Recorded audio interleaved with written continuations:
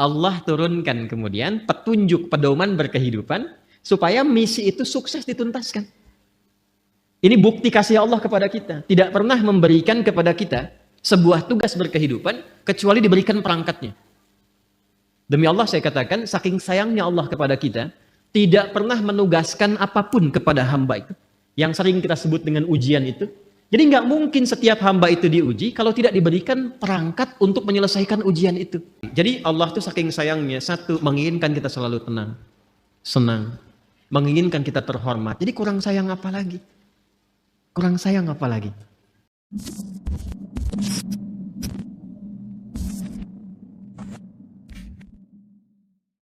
Baik, Islam datang membawa risalah ketenangan.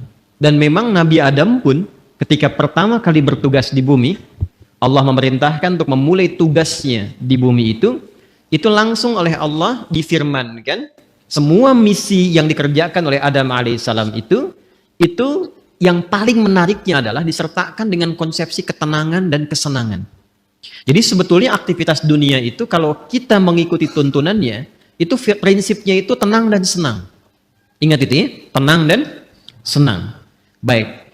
Itu ada di Quran surah kedua Al-Baqarah di ayat 38. Qulna bitu minha jami'a fa imma ya'tiyannakum minni huda faman tabi'a hudaya fala khaufun 'alaihim wala hum yahzanun. Sekarang misi dimulai, kata Allah, Adam, Hawa turun semua ke bumi. Misi dimulai. Karena Nabi Adam, kakek moyang kita, dan istri beliau, Sayyidah Hawa alaihissalam, ingat ya, Allah menciptakan manusia pertama itu Adam dan Hawa. Bukan Adam dan Hendra. Ingat ya? Adam dan Hawa. Jelas? Betul ya? Betul. Jadi begitu kemudian disampaikan, misinya diviralkan. Apa tujuan mencipta Adam dan nanti keturunan yang disebut dengan Bani Adam, disebutkan 7 kali dalam Al-Quran itu, fungsinya adalah di bumi terkait dengan ibadah. Quran surah ke-51 ayat 56, "Wa ma khalaqtul jinna wal insa illa liya'budun." Nanti pekerjaan ibadahnya bukan di langit. Yang di langit ada malaikat yang bertasbih, bertahmid, bertakdis. Nanti di ayat 30 terusannya ditemukan. Ya kan? Wa nahnu nusabbihu bihamdika wa nuqaddis lak. Ya kan? Ada yang di langit. Cuma tugas kita bukan di langit. Tugasnya di mana? Di bumi. Itu yang dimaksudkan Al-Baqarah ayat 30. Wa idz qala rabbuka lil malaikati inni ja'ilu fil ardi khalifah. Tugas kita memakmurkan bumi, tugas kita beribadah di bumi ini, karena tugasnya di bumi, maka Adam diturunkan. Ketika sudah siap, diturunkan ke bumi. Yang paling menarik, perhatikan kalimatnya. Fa imma ya'tiyannakum minni hudan. Maka tatkala misi dimulai itu, bersamaan dengan misi dimulai, Allah turunkan kemudian petunjuk pedoman berkehidupan, supaya misi itu sukses dituntaskan. Ini bukti kasih Allah kepada kita. Tidak pernah memberikan kepada kita sebuah tugas berkehidupan kecuali diberikan perangkatnya. Demi Allah saya katakan, saking sayangnya Allah kepada kita, tidak pernah menugaskan apapun kepada hamba itu. Yang sering kita sebut dengan ujian itu. Jadi nggak mungkin setiap hamba itu diuji kalau tidak diberikan perangkat untuk menyelesaikan ujian itu. Bahkan yang paling rahman, karena itu sifat rahman hanya dilekatkan kepada Allah, tidak yang lain. Quran surah ke-17 ayat 110, Qulid'ullaha awid'ur rahman. Ya, ibu masih punya rahim. Manusia masih bisa belajar dari keteladanan itu, tapi rahman hanya milik Allah. Karena kasihnya begitu luas. Jangankan diberikan perangkat. Dengan sifat rahmat Allah itu, kaidah langsung diturunkan. Allah langsung memberikan penjelasan, tidak mungkin bahkan seorang hamba diuji melampaui batas kemampuannya. La yukallifullahu nafsan illa. Itu sayangnya Allah kepada kita. Jadi nggak mungkin setiap kita itu diuji dengan persoalan. Apapun itu dalam kehidupan, kecuali kita memang punya kesanggupan menyelesaikan itu. Itu mesti yakin. Karena Allah yang sampaikan. Dan jangan diduga bahwa setiap orang yang duduk di sini tidak punya masalah, belum tentu. Ini wajah penuh persoalan semua gitu. Setiap kita punya persoalan yang berbeda-beda. Dan mesti yakin, ini kalimat pertama, dan secara psikologis, ini susah ditemukan dimanapun. Itu akan memberikan ketenangan pada jiwa kita. Jadi kalau bahasa psikologinya begini, ketika ada persoalan, katakan pada diri kita, kita pasti bisa menyelesaikan ini. Itu lebih menenangkan kepada jiwa dibandingkan membuat status. Kenapa harus aku ya Allah? Nggak akan selesai. Ingat ya, ujian tidak tuntas dengan menuliskan sebuah status. Tapi ujian bisa tuntas dengan membangun keyakinan kepada diri bahwa itu bisa kita sempurnakan. Lalu turunlah surah Al-Insyirah untuk memberikan kelapangan kepada jiwa. Inna ma'al usri yusra. Itu konsepsinya jelas. Jadi kalau sedang punya persoalan, katakan dulu pada diri kita. Insya Allah saya mampu mengatasi ini. Satu. Yang kedua, setiap masalah pasti ada solusinya. Kalau dipersingkat tuh begini bahasa singkatnya. Pasti selesai. Pasti selesai. Insya Allah. Itu kalimat ini, dua kalimat yang mahal ini, itu memberikan pengaruh kepada jiwa tuh luar biasa. Dan itu sangat mahal. Sangat mahal. Anda kalau konsultasi ke psikolog untuk dapat dua kalimat ini saja, berapa biaya yang dikeluarkan? Ya. Kan saya sering katakan kan, ketenangan itu kadang lebih mahal kan dibandingkan harta yang dimiliki. Orang untuk mendapatkan ketenangan itu mesti kadang merogoh kocek yang sangat luar biasa.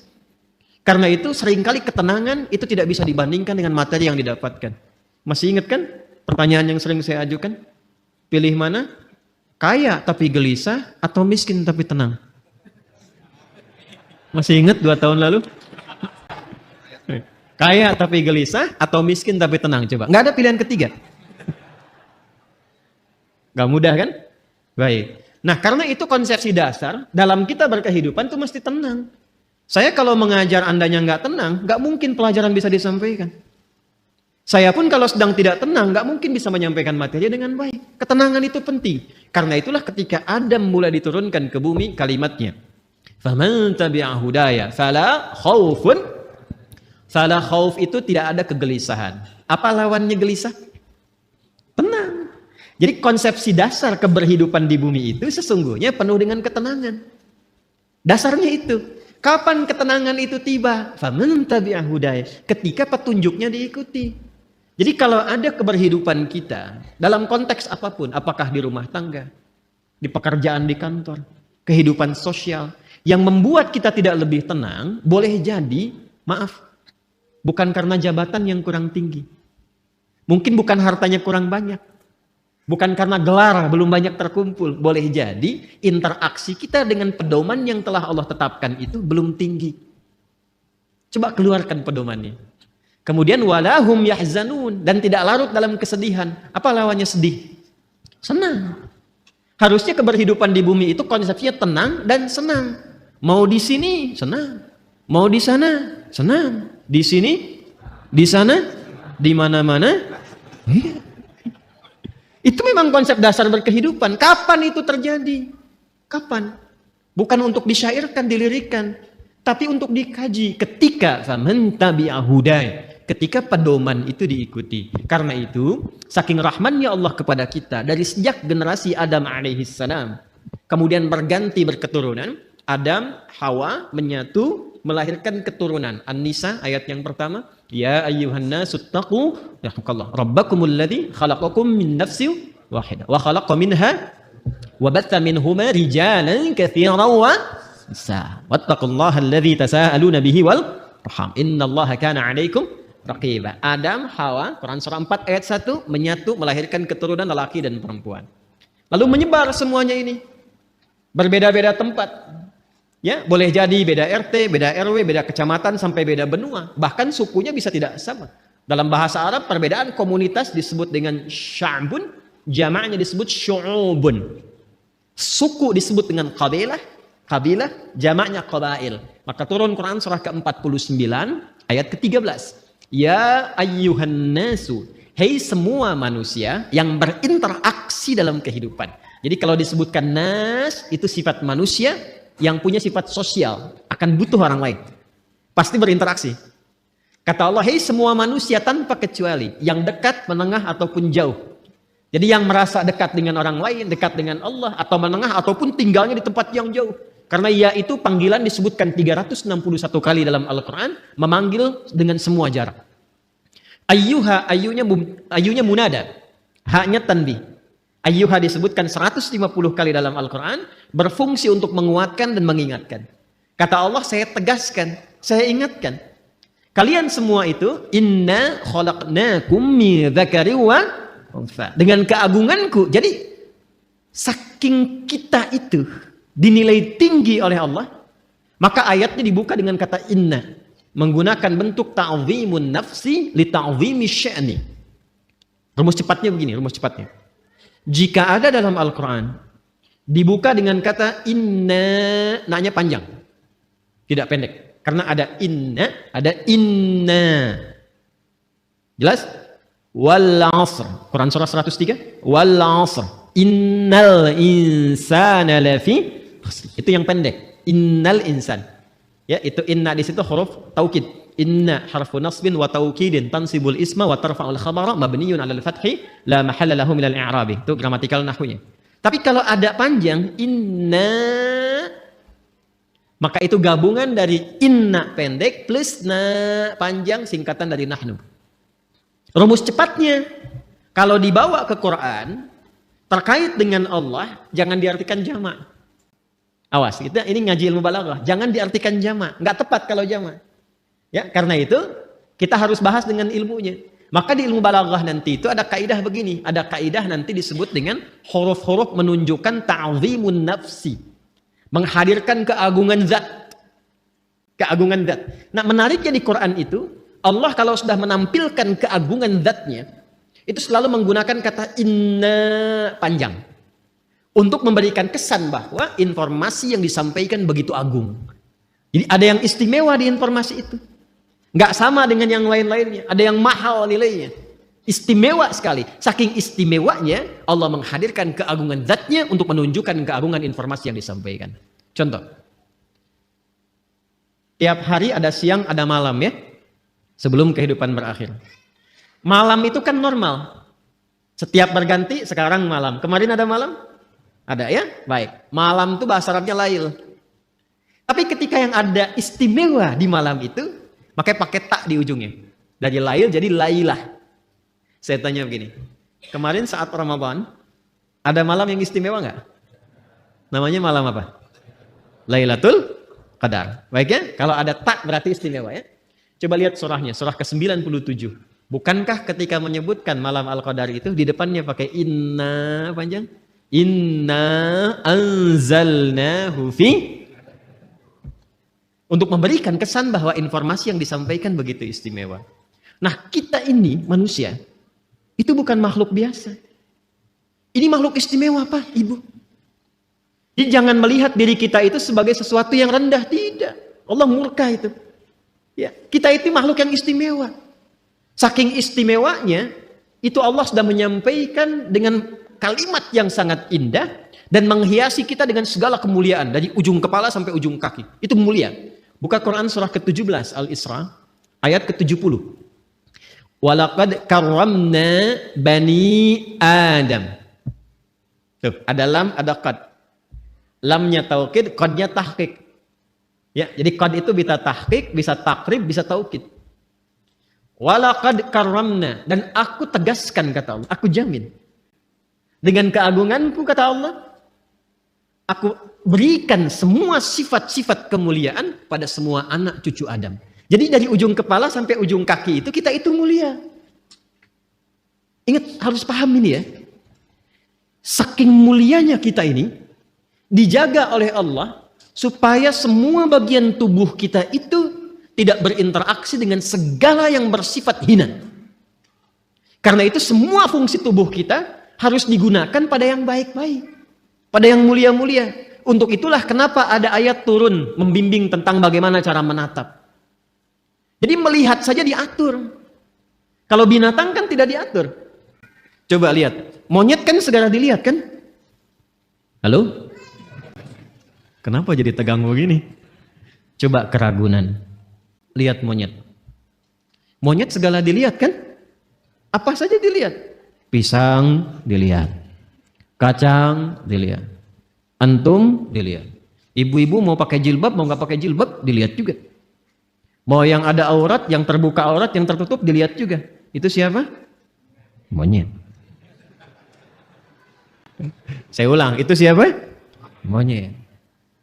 Jangan disalahkan. Ada ibu-ibu lewat misalnya aurat terbuka, dilihat. Wih, haram, nggak bisa, monyet kok. Karena kita bukan monyet, kita bukan binatang, maka diatur.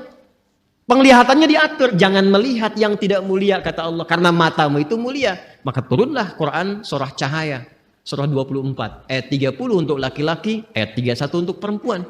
Qul lil mu'minina yaghuddu min absar wa qul lil mu'minati yaghuddna min absar. Kata Allah, kamu itu makhluk mulia. Karena itu pandanganmu pun harus mengarah pada yang baik saja. Ketika yang dipandang itu nggak bagus, palingkan. Ghaddul basar itu bukan nggak boleh lihat. Ketika yang dilihat tidak layak, jangan dilihat. Gambar-gambar yang tidak elok, jangan dilihat. Tontonan yang tidak bagus, jangan dilihat. Proyek yang bukan punya Anda, jangan dilihat. Alas kaki keluar dari sini bukan punya Anda, jangan dipaksakan dilihat-lihat. Paham? Kenapa? Karena kita itu mulia. Maka muncul hukum haram. Haram itu akarnya seakar dengan kata hurmah. Diserap ke dalam bahasa Indonesia menjadi hormat. Hormat itu dari bahasa Arab. Asalnya hukum haram itu, ini dasarnya filosofinya, maknanya. Kenapa hukum haram ini muncul? Dasarnya bukan ingin membatasi manusia beraktivitas, bukan.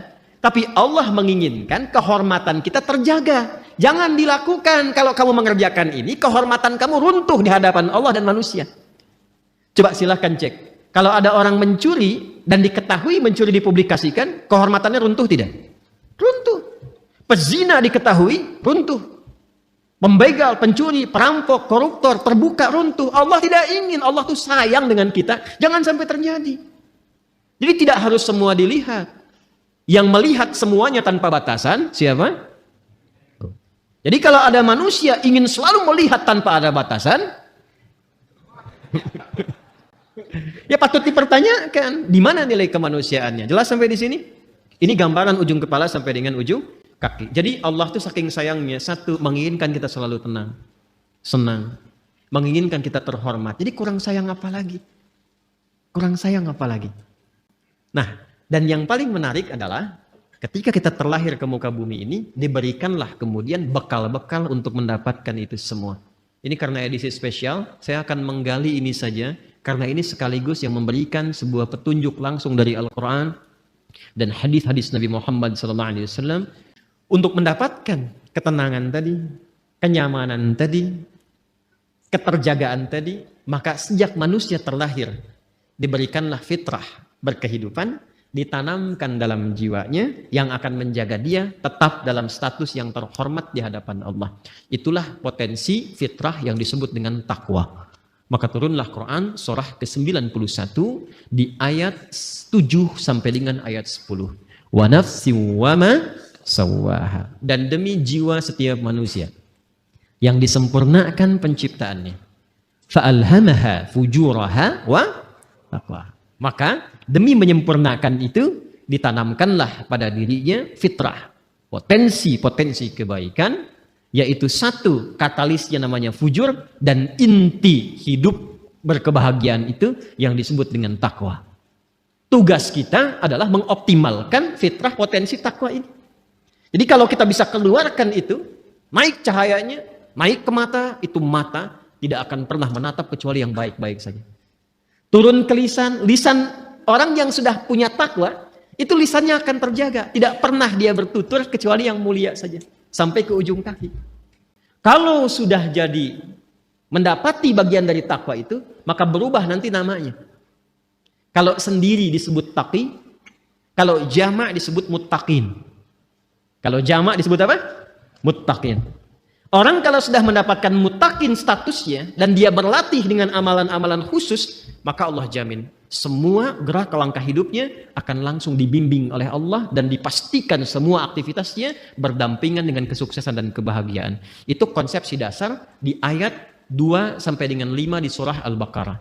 Dzalikal kitabu la raiba fihi hudal lil muttaqin. Siapa muttaqin itu? Ayat 3-nya. Alladzina yu'minuna bil ghaib. Baik, latihannya. Wa yuqimunas wa mimma razaqnahum walladzina yu'minuna bima unzila ilaihi wa ma unzila min wa bil akhirati hum yuqinun. Lihat, ulaika ala hudam rabbih wa ulaika humul muflihun.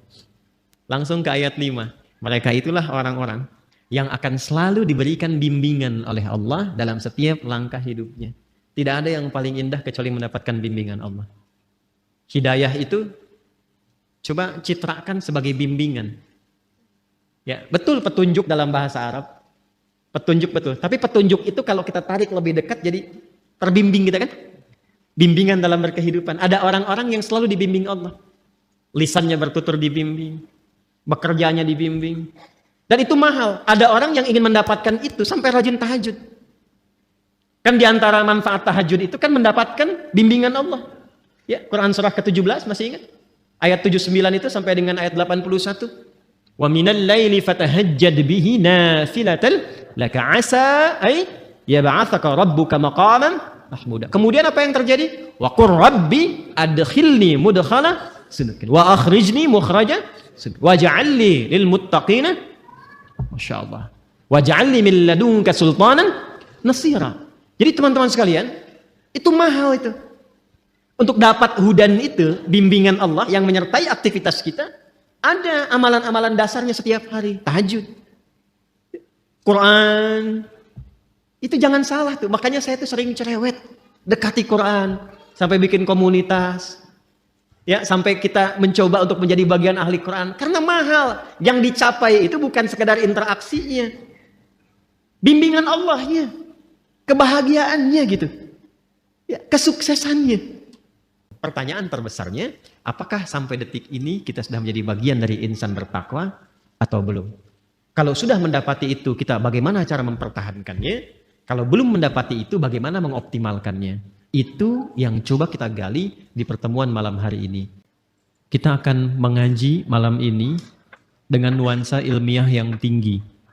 Karena itu butuh fokus yang luar biasa. Karena boleh jadi detil pembahasan ini belum didapati di kitab-kitab khusus. Jadi kita mesti menyatukan dulu beberapa referensi, baru kita bisa mendapatkan tautan-tautan ini. Karena itu, ini kajiannya cukup mendalam di malam hari ini. Sekali lagi, butuh fokus untuk kita semua.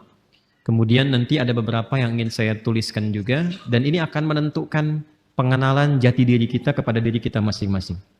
Baik, kita mulai pembahasan kita malam hari ini, dan kiranya saya akan memulai untuk memberikan gambaran dalam bentuk tulisan. Bismillah.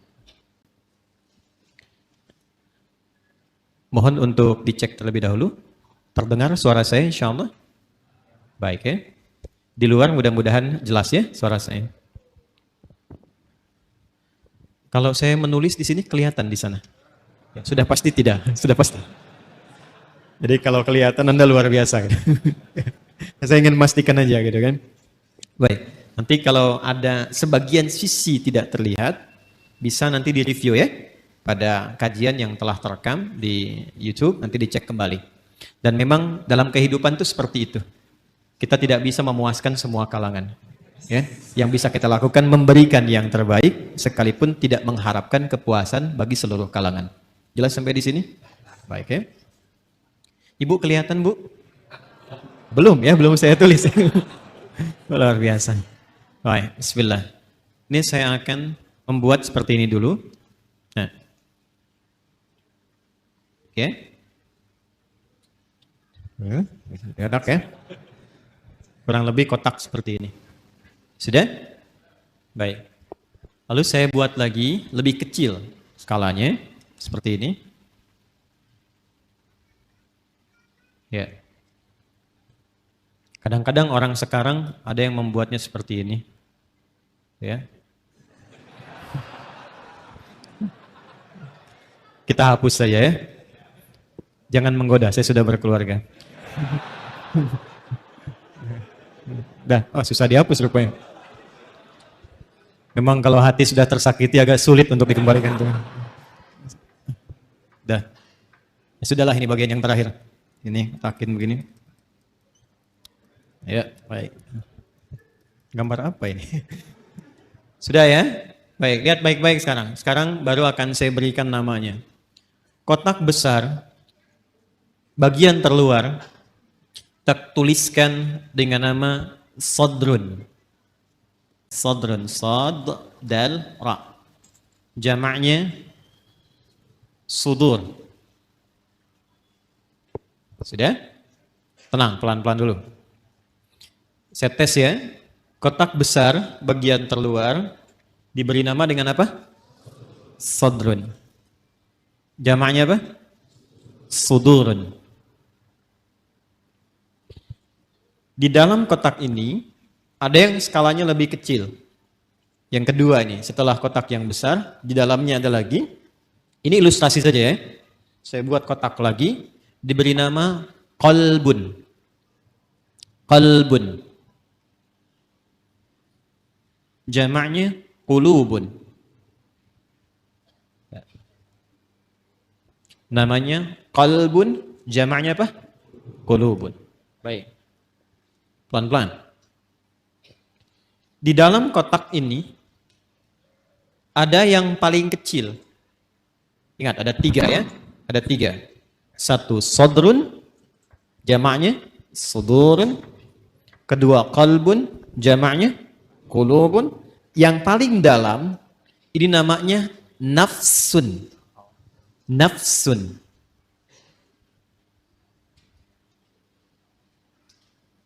Nafsun. Apa jamaknya? Nafsun. Pelan-pelan. Jamaknya, namanya nafsun, jamaknya bisa 2. Bisa anfus, bisa nufus. Ya? Bisa anfus, bisa nufus. Ya. Anfus dan nufus. Infus tidak ada kaitannya. Ya. Jadi nafsun jamaknya anfus dan nufus. Sudah. Di dalam nafsun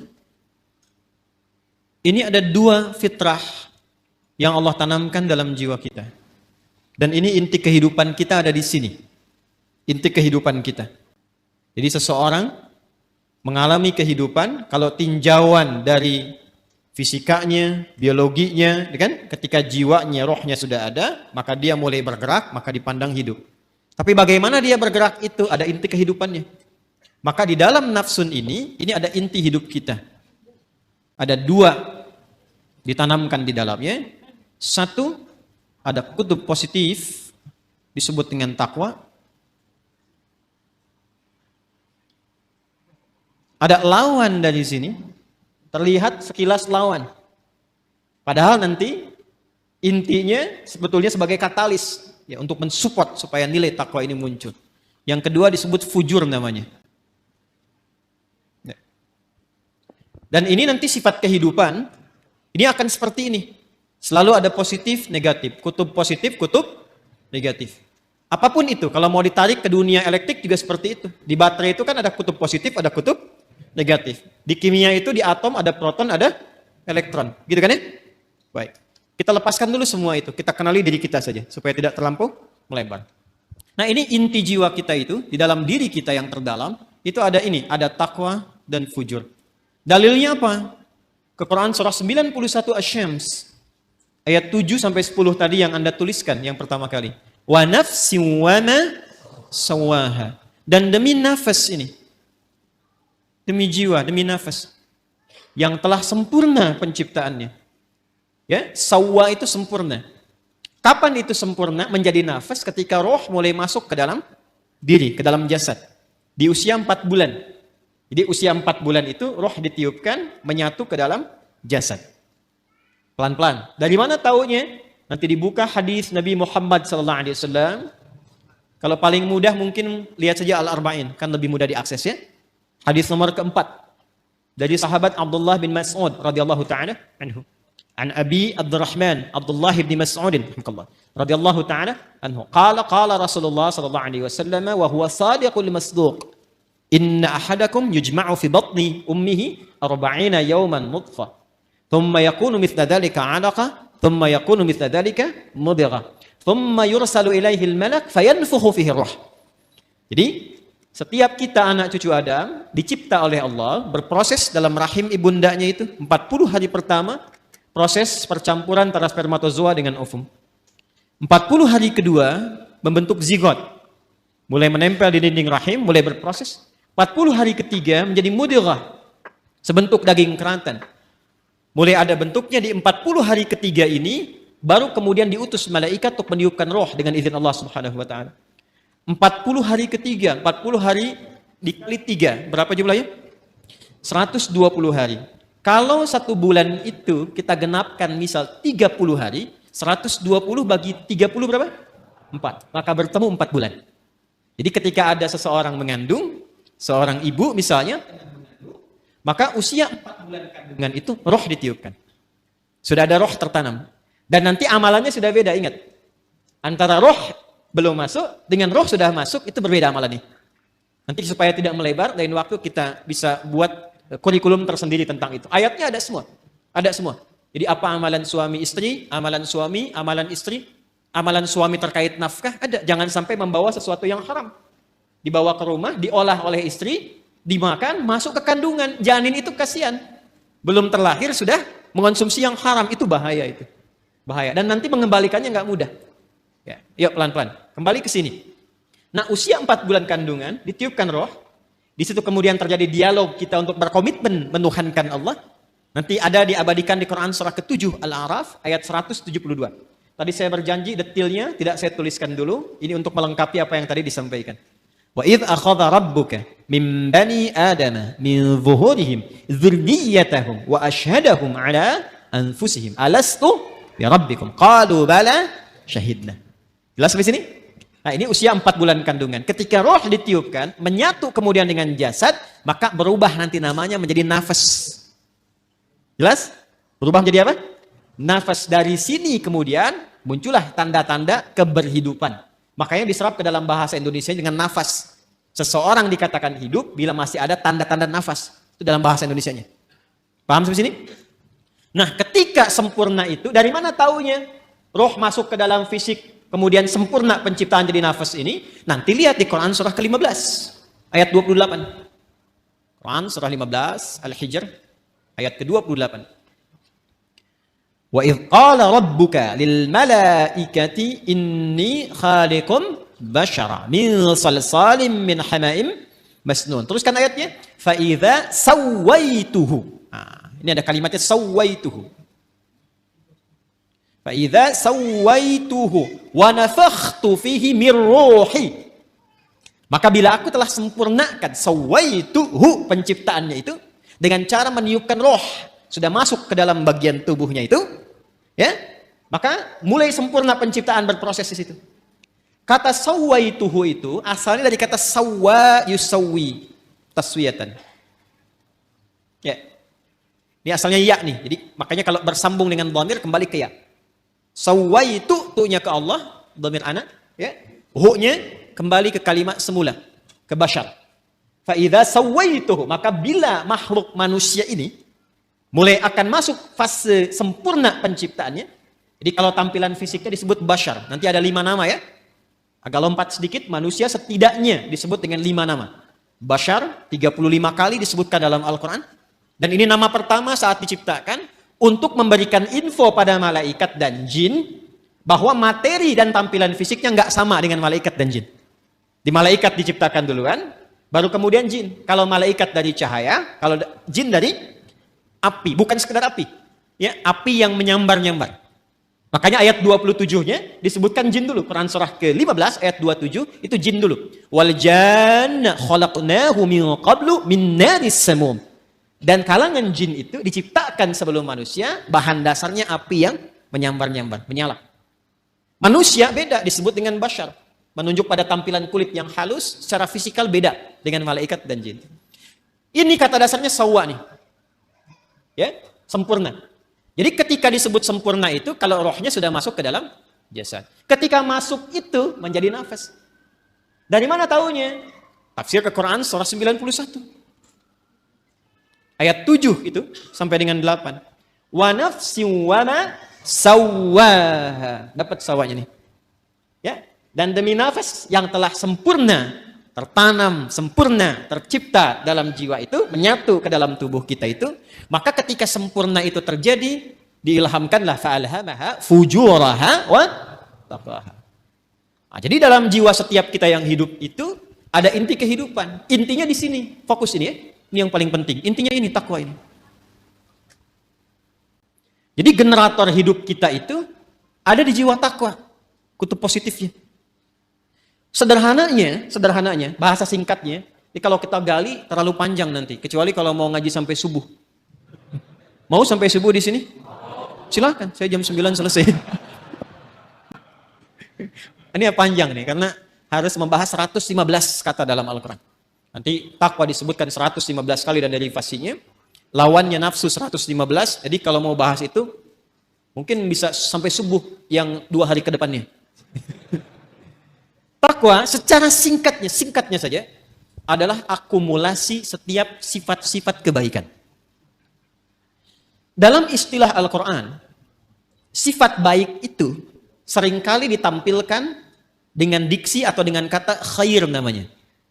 Khair. Wah, ini kalau ngajinya agak dalam, agak panjang kita. Khair. Ada baik secara fisik, jasmaninya bagus, sehat, baik. Itu biasanya orang Arab menyebut dengan kata thayyib. Thayyib. Kata thayyib pertama ada di Al-Baqarah ayat 168. Ya ayyuhan nasu kulu mimma fil ardi halalan thayyiban. Jadi kalau kita mau makan, kata Al-Quran, coba cari bahan makan itu, bahan dasarnya dengan cara yang legal. Jangan melanggar hukum.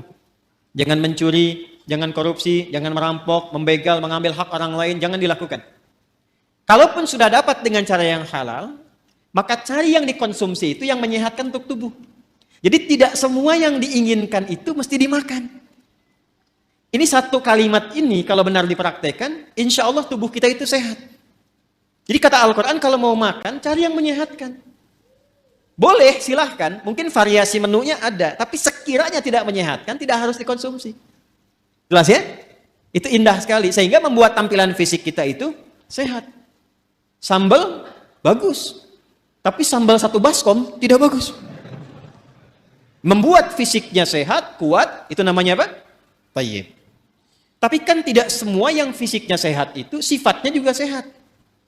Kan ada orang-orang yang tampilannya bagus, rapi, bersih, fisiknya kuat, tapi sifatnya kan nggak baik juga. Kan ibu tahu ya, Bang Thayyib itu. Dia kan sehat sebetulnya kan, fisiknya kuat. Tapi 2 kali puasa, 2 kali lebaran, pulang-pulang. Ada apa itu? Nah, sekarang banyak yang fisiknya bagus. Berdasi, berjas, tapi pencuri juga. Ya, penipu juga. Ya, dan turunan-turunan yang lainnya. Kita tidak menginginkan itu. Ketika kebaikan fisik diiringi dengan kebaikan sifat, maka sifat itu disebut khair namanya. Khair. Nanti ada 6 ya. Ini untuk informasi saja cepat, karena kita nggak mau bahasin terlalu jauh. Ada thayyib, ada khair, ada ma'ruf, ada ihsan, ada salih. Yang ke-6 ada birrun. Ya. Nanti lain waktu kita bisa turunkan kalau sedang membahas itu. Ya. Sekarang kita beralih ke sini saja dulu, ke khair. Jadi khair itu semua jenis-jenis sifat yang kita nilai baik. Jujur baik tidak? Itulah khair. Sabar baik? Baik, sabar. Rendah hati, tawadhu. Jadi semua sifat-sifat baik itu ada di sini. Karena itu yang paling menarik, masyarakat di zaman jahiliyah yang kehilangan sifat-sifat baik itu, sehingga seakan tidak mengenal sifat baik. Yang kaya ada, tapi karena tidak kenal sifat baik, kekayaannya digunakan pada yang tidak baik. Yang pintar ada, tapi karena tidak mengenal sifat baik, kepintarannya digunakan untuk berbuat yang tidak baik. Karena itu di zaman jahiliyah komplit semua.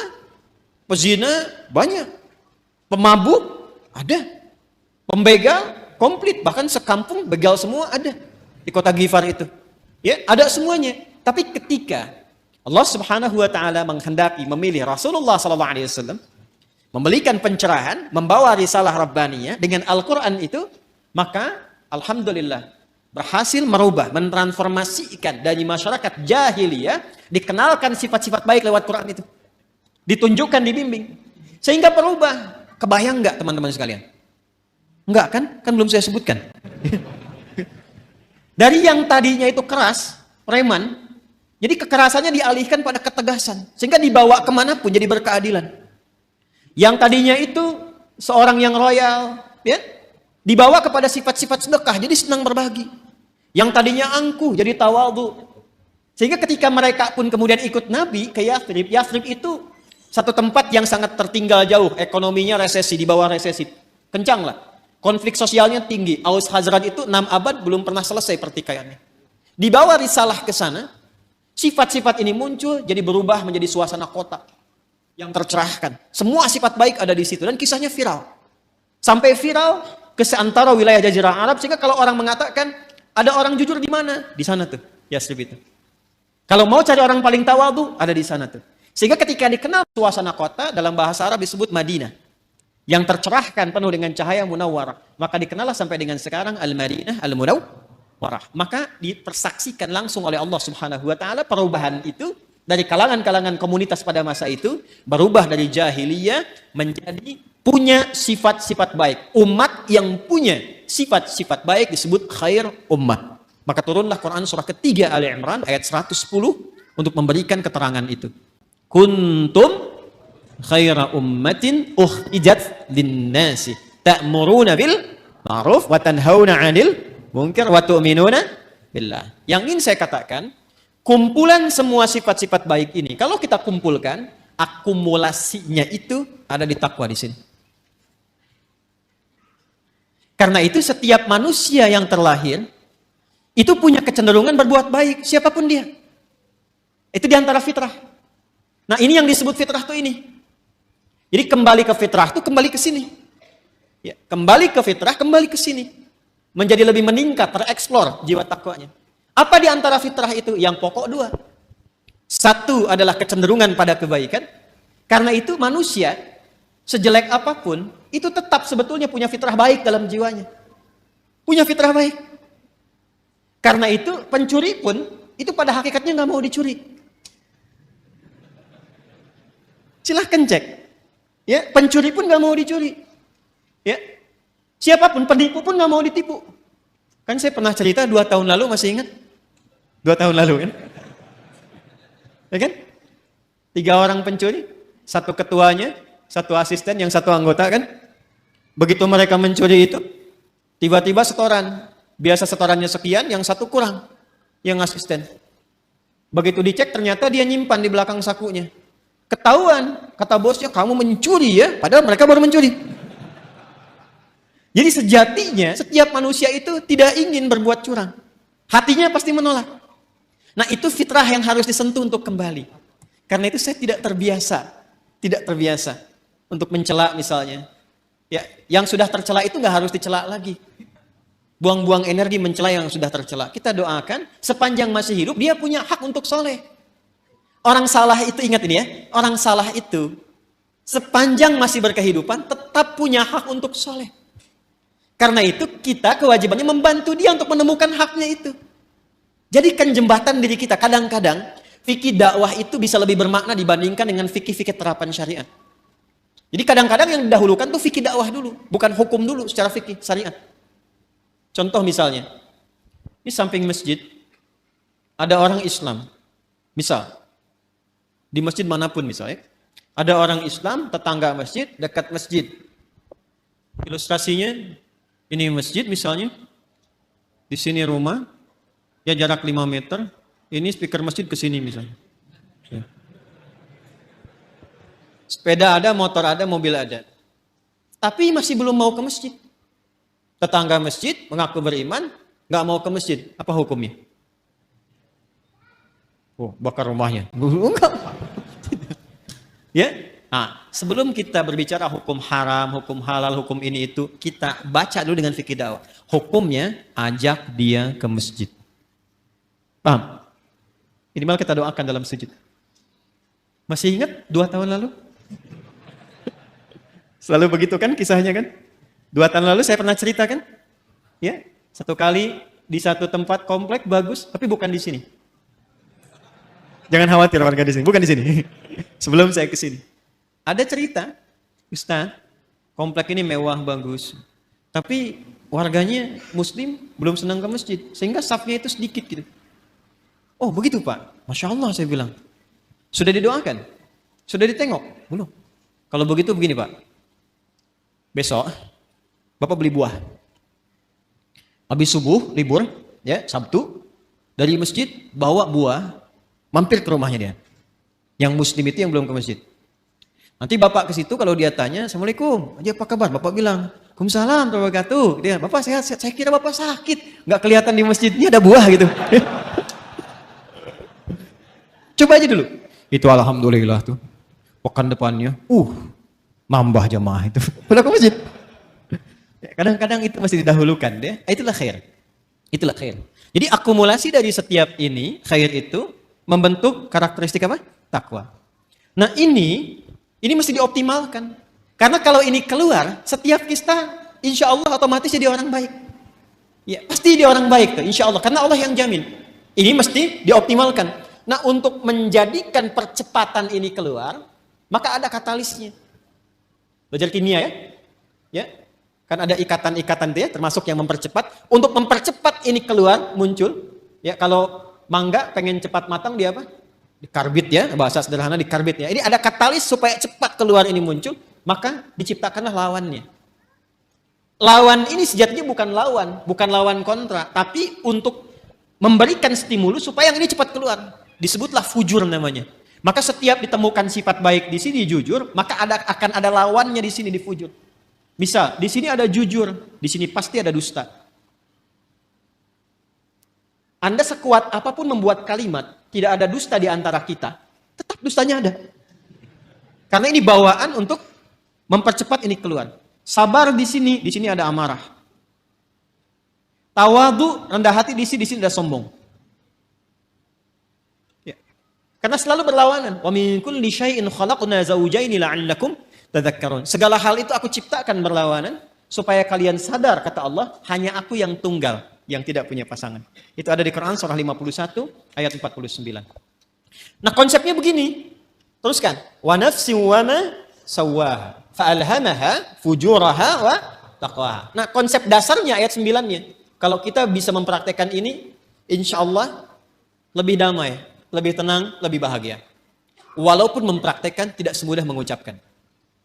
Qad aflaha man zakka. Dijamin kata Allah. Jadi qad itu ada tahqiq, ada takrib. Takrib itu untuk mendekatkan sesuatu. Jadi kalau informasi ada pakai qad, berfungsi takrib, artinya momennya sudah dekat. Misal, kan kalau mau salat ada iqamah ya? Qad qamatis salatu, qad qamatis salah. Nah, dengar itu?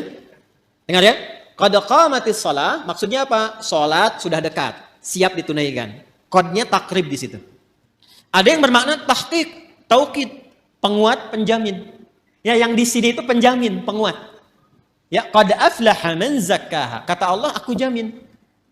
Orang akan mendapatkan atau cenderung lebih bahagia, lebih sukses, lebih nyaman hidupnya, zakkaha bila mampu menyucikannya. Ini mahal sekali kalimatnya. Teman-teman, ikhwan, ibu dan bapak, mencuci, tahu mencuci? Sudah pernah nyuci kan? Mencuci, misal, mencuci pakaian, baju. Kalau ada orang mencuci baju, maaf, yang dibuang itu kotorannya atau bajunya? Kotorannya, yakin ya? Bukan bajunya kan? Oh ya. Jadi kotorannya. Supaya apa dicuci? Bersih. Apa lawannya bersih? Kotor. Masya Allah. Jadi kotor itu diciptakan oleh Allah bukan untuk menjadikan tampilan kita kotor, bukan.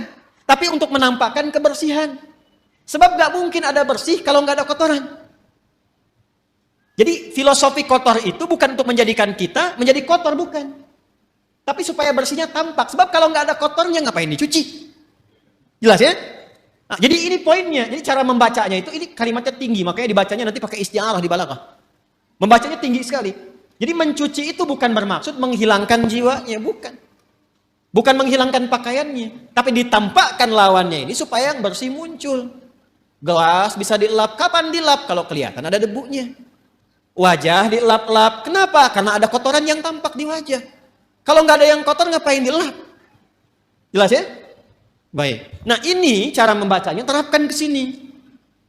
Amarah itu diciptakan bukan ingin menjadikan seseorang itu pemarah, bukan. Tapi supaya sabarnya muncul. Sebab kalau marah nggak diciptakan, bagaimana sabar bisa muncul? Tuh, kan? Di luar nggak tahu tuh. Ya, coba deh begini. Maaf ya, ibu nanti bu, suami pulang dari kantor ke rumah nih. Pokoknya nggak ada apa-apa, nggak ada hujan, nggak ada angin, nggak ada macam-macam, nggak ada permasalahan. Begitu buka pintu, Assalamualaikum, ibu jawab Waalaikumsalam, ibu langsung bilang, sabar ya Pak, sabar gitu. Kira-kira respon pertama apa yang akan ditampilkan oleh suami? Mama sehat. Nggak mungkin kan itu muncul, kecuali ada amarah dulu, baru sabar muncul. Jadi ternyata sabar itu bisa muncul kalau amarahnya sudah keluar. Maka cara memandang setiap persoalan itu paling gampangnya, ingat ya, tadi saya katakan mudah diucapkan, tapi juga tidak mudah untuk dipraktekkan, perlu berlatih. Ketika ada sesuatu yang tidak disukai, cepat cari lawan yang disukai. Karena fujur itu ditampilkan supaya takwanya muncul. Jadi kalau sekiranya Anda melihat berita, mendengar misalnya, ya, ada yang berdusta, tandanya kita harus jujur. Ada yang sombong, tandanya kita harus rendah hati. Ada yang cemberut, lawan cemberut apa? Senyum. Ada yang menangis, lawan menangis apa? Ibu pulang ke rumah, datang suami. Suami lihat istri sedang cemberut. Ya kan? Waalaikum. Ini ada gelang baru 1 kilo. Biasa. Tapi kan ini nggak mudah. Apalagi kalau ada persoalan-persoalan hikmah, kadang-kadang nggak seperti itu pula. Tapi ini standarnya. Jadi yang saya ingin katakan adalah, itu di takwa semua sifat baik. Yang fujur itu katalis, stimulusnya supaya cepat naik. Persoalannya apa? Persoalannya, kalau fungsinya itu tidak sesuai seperti yang Allah tetapkan. Jadi keluar dari fungsi. Nah ini yang diinginkan oleh setan.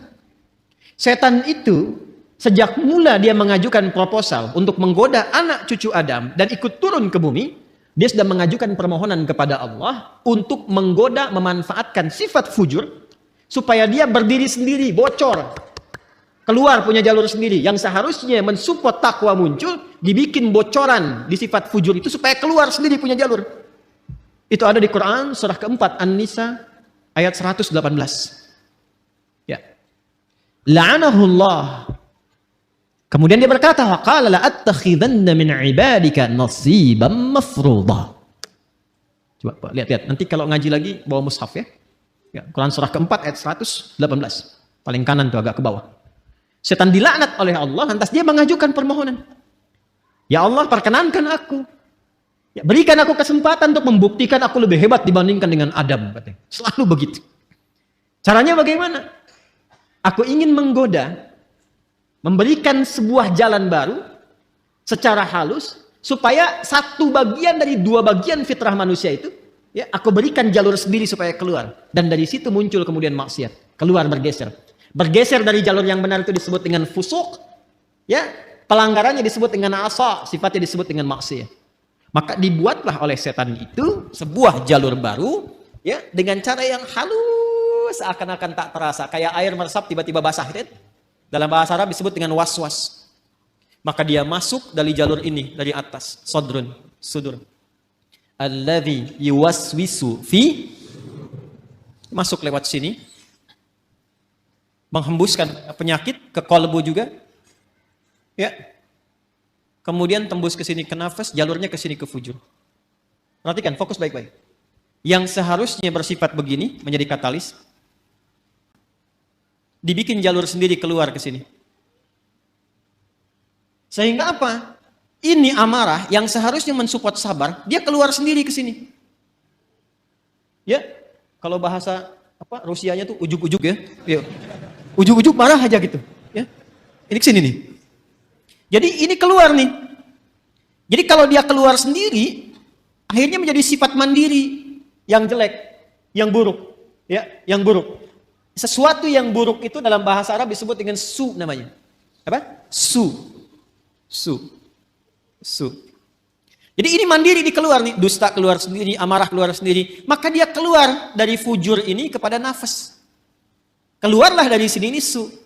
Jadi setan memberikan was-was, memerintahkan itu ammar. Ya, kalau memerintahkan kepada sifat ammarah, berkali-kali terus begitu. Maka muncullah Quran surah ke-12, Yusuf ayat 53. Tadi Anda tuliskan. Ya. Untuk menggambarkan itu, wa ma ubarni'u nafsi, innan nafsa la ammaratum bisu. illa ma rahima rabbi. Aku nggak bisa menilai diriku itu orang suci. Fala tuzakku anfusakum. Jangan menilai diri kita suci, tidak. Sepanjang masih hidup, akan selalu ada peluang setan menggoda dan membocorkan sifat fujur ini. Sehingga keluarlah perbuatan su dari nafas. Kita menyingkatnya karena nafas asalnya netral, nafas itu netral.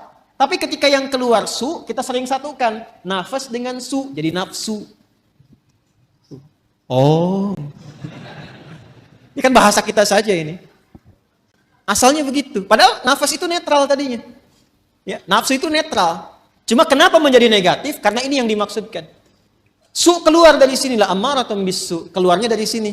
Ini yang menjadikan kadang-kadang manusia alih-alih dia jujur, kemudian dia berdusta. Alih-alih dia tawadhu, kemudian dia sombong. Penyebabnya itu. Ya, penyebabnya itu. Ini yang menjadikan dalam jiwa kita selalu ada pergolakan. Ya, selalu ada pergolakan, nggak pernah berhenti, nggak pernah selesai. Ini pun Anda keluar dari sini, itu nggak selamanya langsung pada satu tujuan. Pasti akan bergolak dulu nih. Ya, ini masih macet, tar aja dulu sini dulu gitu kan. Aduh cepat pulang, gini macam-macam tuh. Ya, akan ada selalu seperti itu. Nah, sesuatu yang bergolak, tidak pernah tenang pada satu keadaan, itu bahasa Arabnya disebut dengan kolbun. Dari kata qoluba yaqlabu. Sesuatu yang senantiasa bergolak. Karena itu tempat bernaungnya nafas disebut dengan kolbu. Untuk memberikan kesan bahwa di dalamnya selalu ada pertarungan antara nilai-nilai kebaikan diakumulasi oleh takwa dengan bisikan-bisikan setan yang membuat fujur itu mandiri untuk keluar. Apakah Allah membiarkan begitu saja? Tidak. Allah punya sifat Rahman, punya sifat Rahim, dan rahmat Allah kepada hambanya itu tidak bisa dinilai. Saking luasnya. Saking luasnya. Maka saking sayangnya Allah kepada kita, ditetapkanlah dua hal. Dan ini yang betul-betul kita jaga. Betul-betul kita jaga. Untuk bisa mengoptimalkan takwa ini, sekaligus menekan supaya fujurnya tetap ada fungsinya. Kalau bisa kita kerjakan dan optimalkan dua hal ini, maka tidak ada tempat bagi setan untuk membangun celah pada jiwa kita. Satu, secara fitrah, Allah tugaskan malaikat untuk mensupport jiwa takwa itu. Jadi ada malaikat yang bertugas juga mendampingi kehidupan kita, yang diantaranya memberikan dorongan-dorongan pada kebaikan. Karena itu menariknya, malaikat disebutkan 88 kali dalam Al-Quran, setan disebutkan 88 kali. Dan itu akan selalu bertarung, bisikan-bisikan itu. Nah, ya. Allahu Akbar, Allahu Akbar. Pernah ada suasana hati? Cepat, sudah adzan, siap-siap. Pernah ada begitu? Tapi ketika La ilaha illallah baru adzan, belum qomat. Pernah begitu? Iya kan? Ya. Wujuhu yawma idzin nadhirah. Wajah-wajahnya kelihatan. Ya itulah pertarungannya selalu begitu. Selalu begitu. Maka apa kata Nabi sallallahu alaihi wasallam? Istafti qalbak. Tanyakan pada jiwa hatimu yang paling dalam ketika kita berada dalam suasana-suasana untuk memberikan sebuah putusan. Jadi kalau sedang ada kegelisahan, harus memilih misalnya, kan yang paling sulit itu dilema di antara dua cinta. Gitu kan? Antara harus mengikuti ta'lim misalnya atau menyempurnakan tugas yang lain. Misal, gitu kan? Maka dia timbang. Di situ ada timbangan-timbangan, mana yang paling banyak pahalanya, mana yang paling Allah senangi, mana yang paling bermaslahat, mana yang paling banyak kebaikannya. Kan bisa jadi Anda melamar pekerjaan kan, diterima di dua perusahaan, ya kan? Maka apa yang harus kita lakukan? Salah satu jalannya adalah itu tanyakan pada jiwa hati yang paling dalam, yang kira-kira ada unsur kebaikannya banyak didapatkan. Makanya supaya cahaya malaikat itu bisikannya kuat, maka lakukan amalan-amalan dan set tempat kita bertinggal itu, ya tempat kita beraktivitas yang sekiranya malaikat senang. Makanya di Islam itu fikihnya komplit. Di rumah misalnya ada suasana yang kira-kira malaikat gak senang, jauhi. Ya? Hal-hal yang kira-kira menyenangi malaikat, datangi. Sehingga melatih kita untuk selalu dekat. Apa misalnya majlis ilmu, itu banyak malaikatnya. Baca Quran, ditemani malaikat. Bahkan kalau sudah lancar, ada malaikat khusus menjaga. Ma'asyafratil kiramil bararah. Orang yang lancar bacaan Qur'annya dan rajin dia mengaji, ditemani malaikat khusus. Ya, safaratil kiramil bararah. Dan kalimat kiramil bararah itu punya makna. Yang merubah ahli Qur'an ini menjadi lebih baik. Makanya saya sering katakan ahli Qur'an yang benar itu bukan dilihat dari berapa banyak khatamnya. berapa lancar bacaannya, dilihatnya berapa bagus perubahan pada perilakunya. Itu yang diakui oleh Quran sendiri. Di Quran surah 35 Fatir, di ayat 32, ya, thumma awrathna al-kitaba alladhina istafaina min ibadina faminhum zalimun li nafsi wa minhum muqtasid, yang berhasil, wa minhum sabiqun bil khairati bi idznillah. Kalimatnya sabiqun bil khairat, ya, bukan sabiqun bil khatmah, bukan yang paling banyak khatamnya. Walaupun khatam itu bagus, ingat, yang saya maksudkan bukan tidak menginginkan khatam, bukan. Khatam itu bagus, hafal itu bagus, sampai hafal nomor, posisi, ini itu, tapi itu menjadi tidak bernilai tatkala tidak merubah perilaku. Itu ukurannya itu. Saya sering katakan, kalau ada orang menghafal Quran atau sekolah di ma'had Quran tidak merubah perilakunya lebih baik, ada yang salah dengan cara dia menghafal. Itu gambaran pertamanya. Karena itu ketika orang-orang ini istiqamah dalam kebaikan, maka apa yang terjadi? Di surah Fussilat itu kan ayat 30, "Tsumma istaqamu tatanazzalu 'alaihimul malaikatu alla takhafu wa la tahzanu wa abshiru bil jannati allati kuntum tu'adun. Nahnu awliya'ukum fil hayatid wa fil akhirah." Sudah, hidupnya enak. Karena Allah yang akan menyelesaikan semua urusan-urusannya. Dikirimkan malaikat menjaga. Itu ayatnya. Kalau sudah konsisten dengan amalan itu, malaikat turun. Dan perkara konsisten ini mahal. Kan saya sering katakan, itu untuk konsisten, kita butuh 9 tahapan kan. Consist 1, consist 2, consist 3, consist 4, sampai konsisten. Tahapannya apa? Nah, ini amalan yang kedua. Amalan kedua. Maka untuk meningkatkan potensi takwa itu, selain mendengar istafti qalbak, bisikan-bisikan malaikat pada kebaikan, bisikan itu bisa menjadi kuat, support itu menjadi kuat jika kita mengerjakan amalan yang kedua. Apa itu? Itulah yang disebut dengan ibadah. Dengan ibadah itu nanti amal keluar menjadi soleh. Maka muncullah istilah amal soleh. Maka desain ibadah sejatinya itu untuk kita sendiri. Ya, orang nggak ruku, nggak sujud terhadap Allah, nggak sholat, nggak menurunkan status Allah sebagai Tuhan. Tetap Tuhan yang Maha Esa, Maha Kuasa. Cuman yang rugi orangnya. Karena ketika diperintahkan ibadah itu, feedbacknya, hasilnya itu kembali ke kita lagi. Contoh gini, ini yang sederhana ya. Ibadah yang pokok itu kan sholat kan? Ya, kita diperintahkan sholat kan? Masih ingat? Coba, sholat kan ciri pertama orang takwa. Dzalikal kitabu la hudan lil. Apa ciri pertamanya? Alladzina yu'minuna bil ghaib wa yuqimunas. Sholat amalan pertamanya. Nah, apa fungsi sholat itu? Buka Quran surah 29 ayat 45. Utslu ma uhiya ilaika minal kitab wa aqimis shalah. Innas salata tanha 'anil. Nah, teman-teman, fahsya dan mungkar itu sumbernya di sini, di fujur. Di sini semua. Jadi kalau salatnya benar, ini tertekan nih. Akhirnya fungsinya tetap ke sini. Yang ini yang naik. Karena itu segala kemungkinan perbuatan menyimpang, ya, fahsya, ini fujur itu asalnya rambatan keburukan. Yang baiknya disebut fajar. Kalau fisikal disebut infajar. Kalau kelihatan bendanya memancar, itu infajar namanya. Contoh nih, Anda misalnya ingin menggali air kan? Ya, menggali keluar airnya, memancar, itu infajar namanya. Nabi Musa punya tongkat ya? Tongkat kayu beliau, dipukulkan ke batu kan? Tongkat kayu dipukul ke batu. Kira-kira yang hancur apa? Huh? Harusnya kan kayunya kan? Tapi karena ini mu'jizat itu berbeda. Untuk ditampakkan kekuatannya supaya manusia ingat kepada Allah dan mengikuti bimbingan Rasul.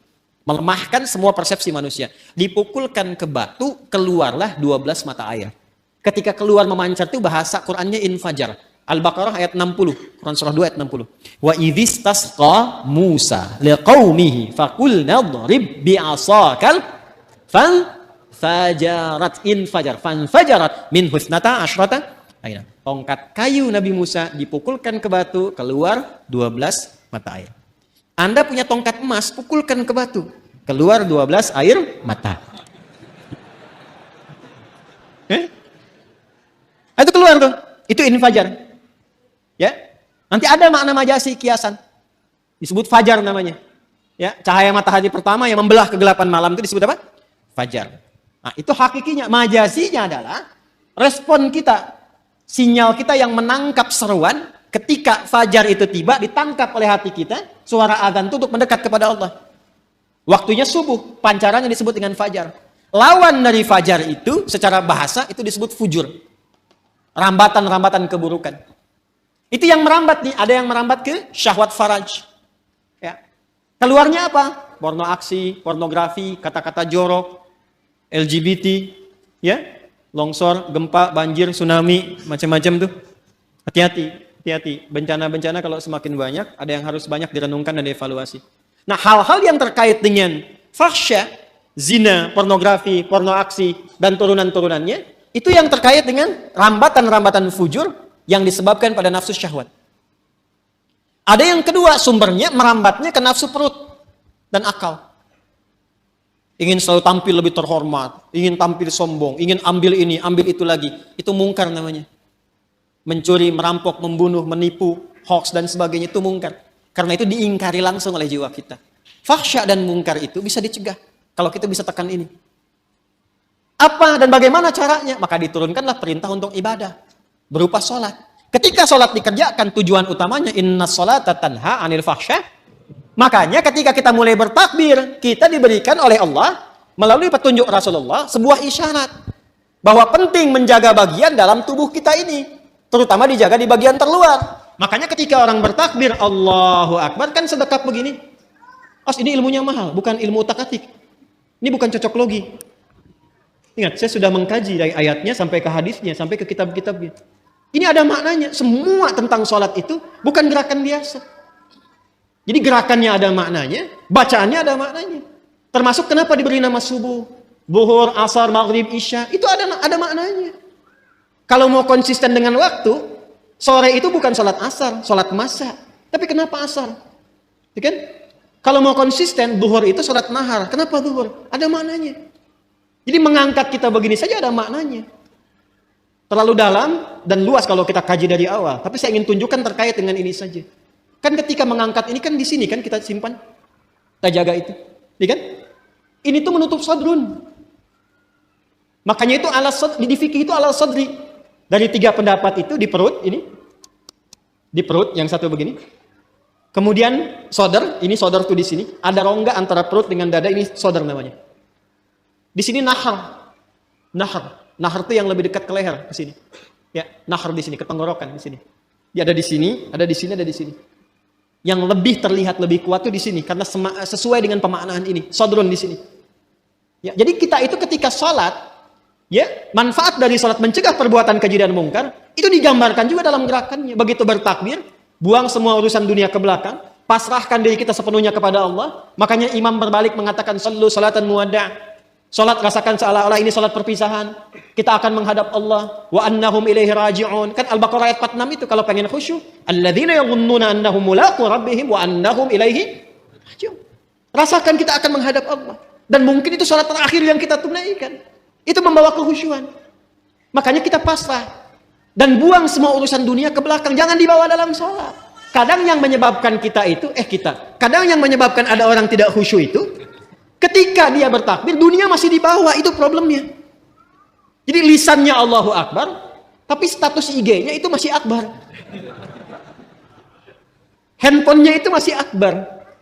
Sehingga kadang-kadang menghentikan sholat hanya untuk menjawab handphone. Ya, itu yang terjadi. Jadi ketika sudah diangkat, dibuang, disimpan di sini kan? Ya kan? Saya merajihkan yang ini. Saya secara pribadi ya. Kalau ingin bersedekap, saya merajihkan yang di sini. Dan kita menghormati yang di sini. Nggak boleh langsung cepat menyalahkan. Tidak boleh. Saya tidak mengajarkan Anda untuk membawa peluru, mempersalahkan orang lain. Biasakan berdiskusi dan banyak mendengar. Karena Allah menciptakan telinga kita 2. Lisan itu 1. Supaya banyak mendengar. Jelas ya? Kalau tidak sepakat, sampaikan alasan. Setelah itu tetap berteman baik. Perbedaan pendapat tidak mengharuskan kita tidak minum teh bersama. Jelas ya? Baik. Dan disimpan di sini kan? Ini lebih semakna. Menjaga ini sodrun, karena sodrun tempatnya di sini. Dan tahukah Anda asal mula sebabnya ini? Kenapa kemudian meletakkan tangan di sini? Asalnya kan begini, Irsal. Hadis-hadis awal tentang sholat itu gerakannya begini. Allahu Akbar. Dan jangan selalu dipahami yang begini Syiah, tidak. Nanti kelihatan Syiah itu saat sujud dengan duduk di antara 2 sujud. Jadi kalau masih bertakbir begini, itu di mazhab Maliki masih begini. Mazhab Maliki itu mazhab yang pertama kali berlaku di Madinah. Karena Imam Malik lahir di Madinah, tinggal di Madinah, menetap, tumbuh, berkembang sampai wafat di Madinah. Dan mazhabnya sekarang rata-rata di Afrika Utara, Libya, Tunisia, ya, itu Maliki, termasuk Spanyol. Jadi kalau misalnya Anda ke Mekah, umrah atau haji, semoga yang belum berangkat bisa dimudahkan insya Allah. Tidak cukup dengan amin, nabung. Jadi kalau takbir ada yang begini, ya, Allahu Akbar, ya, itu jangan ditanya, jangan diajak ngobrol. Itu posisi pertama begini, ya, jelas ya. Dan kalaupun ada yang memilih begini, nggak apa-apa. Itu mazhab yang pertama. Pertama kali Nabi mengajarkan sholat seperti ini. Jangan diajak ngobrol. Kalau ditanya, gak usah jawab. Allahu Akbar. Ibu Syiah ya? Bukan saya epi. Gak usah dijawab. Udah, dia lagi sholat. Jelas? Ada kejadian. Seseorang berbuat salah. Kesalahannya cukup besar. Bahkan dari riwayat menyebutkan termasuk dosa-dosa yang seharusnya dihindari. Dosa besar. Lalu apa yang terjadi? Dia datang kepada Nabi untuk dihukum. Ini Masya Allah sahabat dulu itu. Jadi kalau berbuat salah, ini yang mahal ini. Mengakui diri ke hadapan hakim tertinggi, minta untuk diluruskan. Bahkan tidak sungkan dihukum. Bukan bersembunyi dan sulit dicari gitu. Ya, itu datang sendiri. Datang. Ya Rasulullah, saya berbuat salah, tolong hukum saya. Itu qadar Allah menjelang sholat. Nabi bilang, sudah, sholat aja dulu. Begitu sholat, turunlah kemudian Quran surah ke-11 Hud. Ayat ke-114.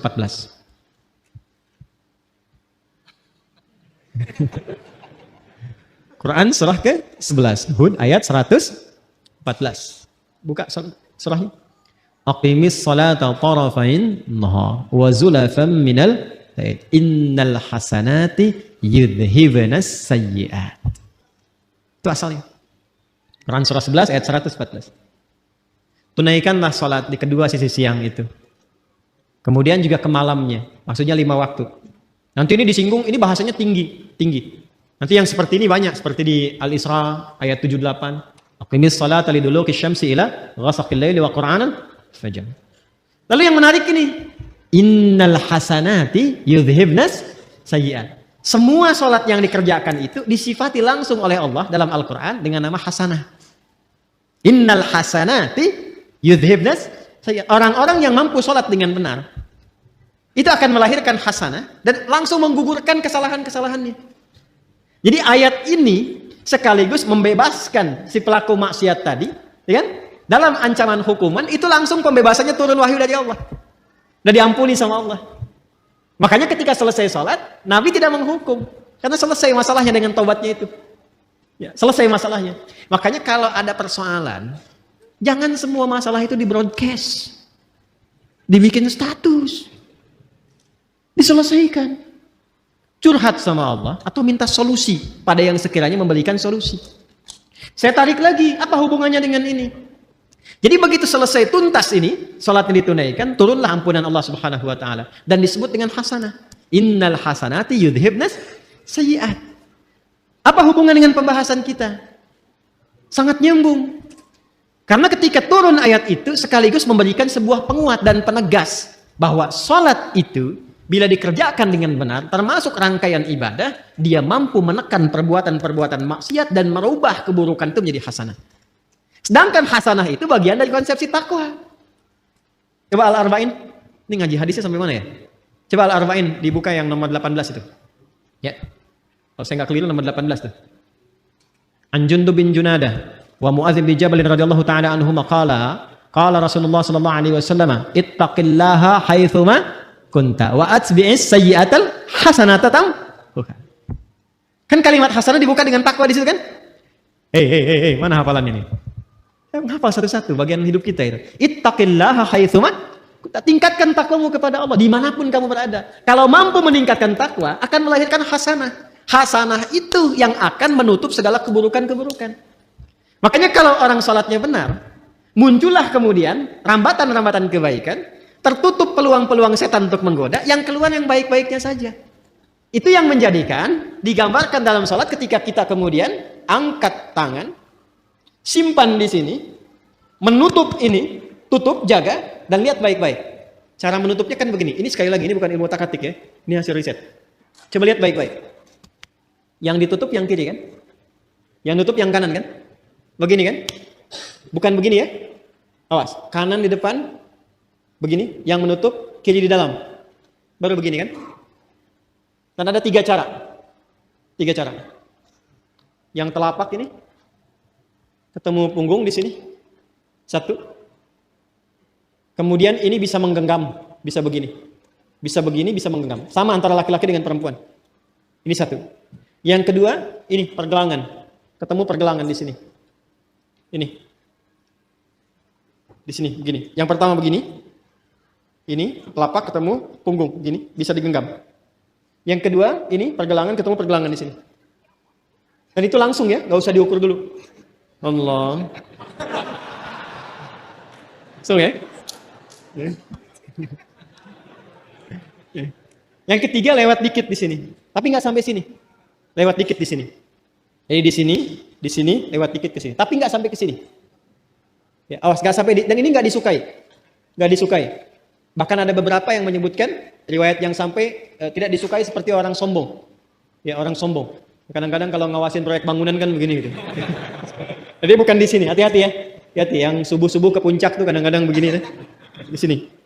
Nah, ini lihat-lihat, ini kanan, ini kiri. Ini mahal sekali, ini mahal sekali. Saya gambarkan begini. Kalau Anda berbuat sesuatu yang baik, itu sering diilustrasikan dengan kanan atau kiri? Kalau Anda berbuat sesuatu yang buruk, jangan Anda lah. Ada yang berbuat yang buruk, diilustrasikan dengan apa? Kanan atau kiri? Aliran kiri, umumnya dianggap baik atau buruk? Pemikiran kiri, nyeleneh kan? Umumnya buruk kan? Maka ketika seseorang pernah berbuat kesalahan dalam hidupnya, dan tidak ada manusia yang sempurna.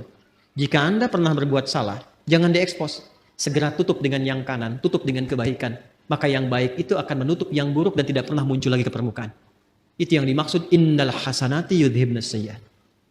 Jadi bukan dibikin status, bukan dibuka, bukan diobral. Nggak nyangka ya. Itu udah nyangka. Itu udah nyangka. Ya. Saya tidak Ustaz, bagus. Tidak seperti ibu itu tuh Ustaz. Oh dia mah kalau tutup, segera tutup. Itu yang dimaksud innal hasanati yudhibnas sayyi'at. Makanya ketika kita sudah tutup begini, kita mengakui sama Allah saja. Ini yang dimaksud perkataan Nabi Ya'qub, innama ashku bathi wa huzni ila.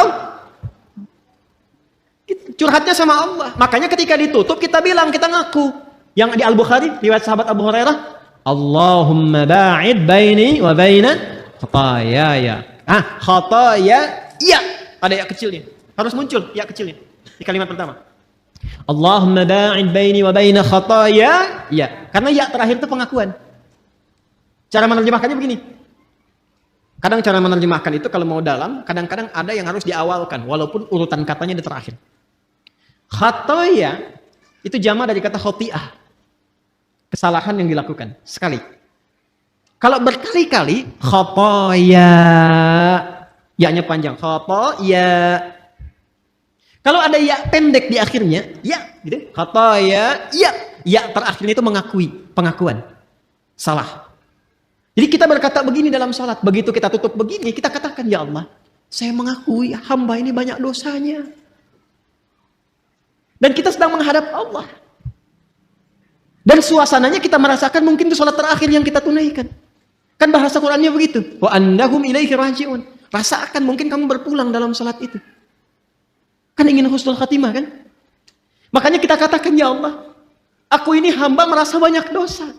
Sebelum sholat, mata salah lihat, lisan salah bicara, akal salah berpikir, sampai kaki salah melangkah. Tapi masih berani kita untuk bersujud kepada Allah. Makanya kita minta ampunan. Datang kita mengatakan, hamba mengakui banyak salah ya Allah. Tapi engkau itu maha pemaaf, maha pengampun. Maka hamba mohon, makanya pakai Allahumma. Allahumma itu ada ketawaduan di situ dan penuh harap. Ya, itu yang dimaksud Quran surah 7 ayat 205 itu. Wadhkur rabbaka fi nafsika tadarruan wa khifatan wa dunal jahri minal qaul. Kita mengharap ya Allah.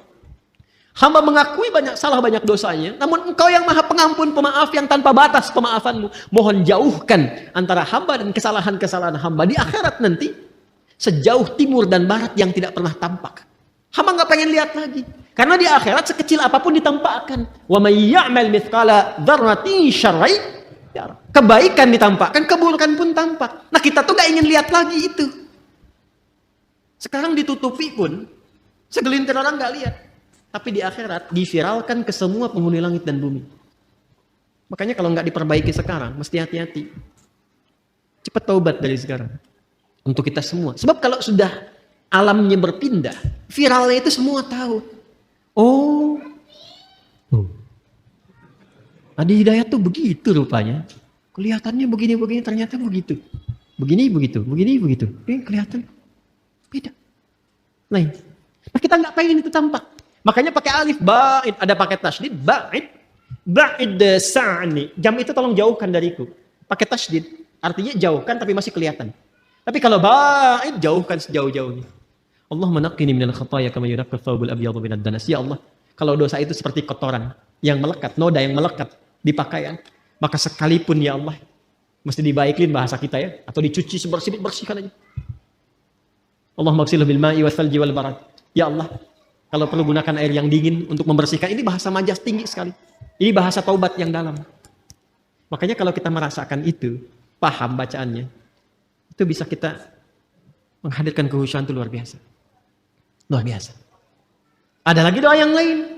Allahu Akbar kabira. Alhamdulillah katsira. Subhanallahi bukratan wa asila. Satu doa. Tambah lagi misalnya, wajjahtu wajhiya lilladzi fataras samawati wal arda hanifan muslima wa ma ana minal inna salati wa nusuki wa mahyaya wa mamati lillahi rabbil la syarika lahu bidzalika umirtu wa ana awwalul muslimin wa ana minal muslimin. Itu malaikat turun datang menjaga. Makanya Ali bin Abi Thalib sangat konsisten membaca doa itu dalam iftitahnya. Itu tinggi nilainya. Ya Allah, saya pasrah dalam sholat ini kepada pencipta penguasa langit dan bumi. Ya Allah, saya sholat selama ini. Saya ibadah selama ini. Saya hidup pun ya Allah. Atau engkau wafatkan aku saat sholat ini. Aku pasrah. Lillahi Rabbil Alamin. La syarikalah, aku berikrar gak akan pernah musyrik kepadamu ya Allah. Dan mohon saksikan, wa ana minal muslimin, wa ana awalul muslimin, sejak saat ini saya sholat, saya akan lebih tunduk patuh pada semua ketentuanmu. Makanya kalau baca doa iftitah yang wajah tuh habis sholat berbuat maksiat, wah itu saya nggak bisa lukiskan. Ada hal yang tidak tepat yang dilakukan. Nah ini yang dimaksudkan itu. Ini yang tadi saya katakan, untuk menjaga takwa supaya muncul, supaya kuat, maka ibadah itu perbanyak. Di antaranya sholat, makanya sholatnya tingkatkan. Yang 5 itu standar, yang pokok itu. Tambah, semua menu sholat keluarkan. Dan rasakan perbedaannya. Rasakan perbedaannya. Rasakan bedanya, bedakan rasanya, dan pasti akan terasa bedanya. Menunya, keluarkan menunya. Apa saja sholat sunnahnya. Ya, dari mulai pagi, siang, sore, sampai ke malam. Lalu saya sih menyarankan pada diri saya dan mengajak pada teman-teman, sepanjang hidup, berusahalah semua menu sholat pernah ditunaikan. Ya, berusahalah. Rinci dulu. Minimal walaupun cuma sekali misalnya yang sunnah. Ketika dihisab di hari kiamat, alhamdulillah rapat kita bagus. Semua jenis sholat pernah kita kerjakan. Ya, sholat jenazah pernah? Halo, kenapa begini? Jenazah pernah? Itu langka itu. Ya, makanya kalau ada sempatkan, kalau memungkinkan. Makanya pahalanya tinggi, 1 qirat sebesar gunung. Dan sholat-sholat yang lainnya maksimalkan. Nah, apalagi yang lainnya? Semua jenis ibadah. Baca Quran ibadah tidak? Ibadah. Makanya Quran itu tembusnya langsung ke jiwa. Wa syifaa'un lima fis sudur. Mana Qurannya? Syifaa'un lima fis sudur. Sedangkan setan tugasnya memberikan waswas. Alladzi yuwaswisu fi sudur linnas. Lawan dari itu apa? Quran. Makanya kalau orang rajin baca Quran, bacanya benar, setan menjauh. Menjauh setan. Apalagi misalnya infak. Infak itu untuk melapangkan jiwa. Berbagi itu bisa melapangkan hati. Sama dengan memaafkan orang lain. Memaafkan, menahan amarah. Sama dengan infak itu kalau nggak lapang hatinya, nggak mungkin bisa berbagi. Makanya infak itu disandingkan dengan menahan amarah dan memaafkan orang. Itu satu sandingan di Ali Imran ayat 134. Alladzina yunfiquna fis sarra'i wad dharra'i wal kadhiminal ghaidha wal 'afina 'anil nas wallahu yuhibbul muhsinin. Dan itu ciri orang takwa. Karena ayat 133-nya berbicara tentang ciri orang takwa. Kan Anda tulis tadi, Quran surah 3, ayat 133 sampai 134. Wasari'u ila maghfiratin mir rabbikum wa jannatin arduhas samawati wal ardu uiddat lil muttaqin. Siapa orang takwa yang punya surga seluas langit dan bumi ini? Dikasih surga seluas langit dan bumi, lapang sekali. Bagi siapa? Bagi orang yang lapang hatinya. Apa cirinya? Gemar berbagi, bisa memaafkan, menahan amarah. Itu latihan. Latihan. Dan pada akhirnya kita berpikir tentang akhirat. Jadi merenungkan tentang akhirat, tentang kematian, kita akan pulang dan sebagainya. Itu bisa memperkuat jiwa takwa kita. Sehingga itu yang membuat kita gemar ibadah. Kan bekal akhirat itu ibadah. Ya kan? Harta yang kita bawa itu sekarang, itu sifatnya duniawi. Baru jadi bekal akhirat kalau dipakai ibadah. Antum pakai sepeda berapa banyak tuh? Hah? Udah dipakai ibadah belum? Udah berapa kali mengantarkan ke masjid dibandingkan dengan dipakai ibadah subuh? Jalan-jalan, sepedaan, bikin grup. Kenapa grup yang nggak dibawa untuk ke masjid? Ikut ta'lim, pakai sepedanya. Hah? Pakai motornya. Apa jawab hisab di hadapan Allah di hari kiamat? Aku berikan nikmat kepadamu berupa nikmat A yang tidak aku berikan pada hamba yang lain. Dia nggak punya sepeda, jalan dengan kaki dan sendal jepitnya itu ke masjidku. Kamu aku kasih mobil A, mobil B, motor C, sampai sepeda yang paling mahal. Yang di bumi cuma ada satu. Nggak sanggup mengantarkan kau ke masjid. Belum bisa dipakai ibadah. Buka lemari. Lihat semua jenis pakaian yang ada di lemari itu. Udah dipakai ibadah belum? Kelihatannya sederhana. Tapi itu bisa meringankan hisab. Minimal pakai dulu ibadah. Ya, saya mencoba membiasakan begitu. Jadi kalau ada apapun itu, baju, walaupun cuma kaos, pakai, tutup lagi, pakai sholat dulu. Jadi ketika ditanya ya di hidayat, ada nikmatku di hari, ya Allah Engkau maha mengetahui ya Allah. Mulut kan dikunci, bajunya bicara. Dan dia bersaksi, aku pertama kali dipakai ya Allah, sholat. Menyembahmu, sujud kepadamu. Wah itu indah tuh, tenang hati kita tuh. Tenang. Nah sekarang, malam ini tinggal kita evaluasi diri. Apakah pancaran-pancaran itu sudah keluar dari ekspresi tubuh kita dari ujung kepala sampai ujung kaki? Itu yang dijaga, dimaksimalkan sampai kita berpulang. Bila kita mampu berlatih itu, yang pertama Allah berikan ke dalam jiwa. Tanda-tanda mendapatkan perubahan itu, tanda-tandanya. Pertama diberikan ketenangan dulu. Ketenangan. Makanya kata sodrun, itu dilekatkan dengan insyirah, syarah. Syarah itu lapang, tenang, nyaman. Nabi ketika mendapatkan ketenangan, turun Quran surah Al-Insyirah. Surah 95 itu kan?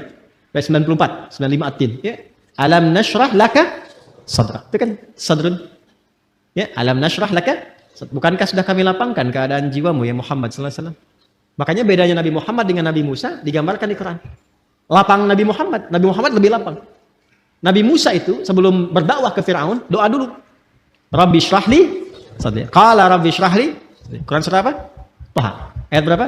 25. Kan? Qala rabbi syrahli sadri. Wa yassir li amri. Wahlul 'uqdatam min lisani yafqahu. Ya Allah lapangkan hatiku supaya kalau dikasih maki Firaun karena hatinya lapang enggak banyak berefek. Sebab kalau berefek sedikit saja Nabi Musa tersinggung keluar kata-kata jadi karena beliau nabi. Firaun ya Allah keterlaluan nih. Wafatkan aja sekarang, wafat. Hikmah enggak tampak. Ya. Jadi beliau berdoa, Rabbi syrahli sadri. Berdoa dikabulkan. Nabi Muhammad enggak minta turun ayat alam nashrah laka sadri. Nabi Musa berdoa, wa yassirli amri. Dikabulkan. Nabi Muhammad enggak minta turun ayat wa nuyassiruka lil yusra. Wa yassirli amri wa nuyassiruka lil yusra. Itulah keindahannya. Nah itu diwariskan kepada kita ajaran-ajaran itu. Karena itu beruntung umat Nabi Muhammad itu. Dan alhamdulillah, saya kalau melihat karakteristik di Indonesia itu Masya Allah. Bakat-bakat kemuliaannya itu tinggi. Bakat baiknya ada. Tinggal peningkatannya dan penempatannya dengan cara yang benar. Ya, di luar itu hujan besar, banjir, bisa banyak gelisah. Di Jepang itu banjir bisa bunuh diri. Di kita banjir pakai berenang. Hujanan. Nah, jadi sekarang tugasnya kita keluarkan lagi. Sampai pertama hati lapang dulu. Nah, jiwa kalau sudah lapang, kelapangan ini bagian terakhir. Maaf ya, di bagian terakhir. Kelapangan yang diperoleh dari hasil ibadah, itu disebut tuma'ninah namanya. Apa namanya? Ingat, ada sakinah, ada tuma'ninah. Beda. Sakinah itu kelapangan yang diperoleh setelah masalah itu hilang. Sedang ada masalah nih. Tuntas masalahnya. Biasanya kalau masalah selesai, hati lapang kan? Nah, kelapangan hati setelah masalah itu hilang, itu disebut sakinah namanya. Ya. Iya. Ibu berharap sakinah di rumah tangga? Bapak, teman-teman berharap sakinah di rumah tangga? Samara itu kan sakinah, mawadah dan rahmah. Ingin dapat sakinah? Nah, berarti ingin punya masalah.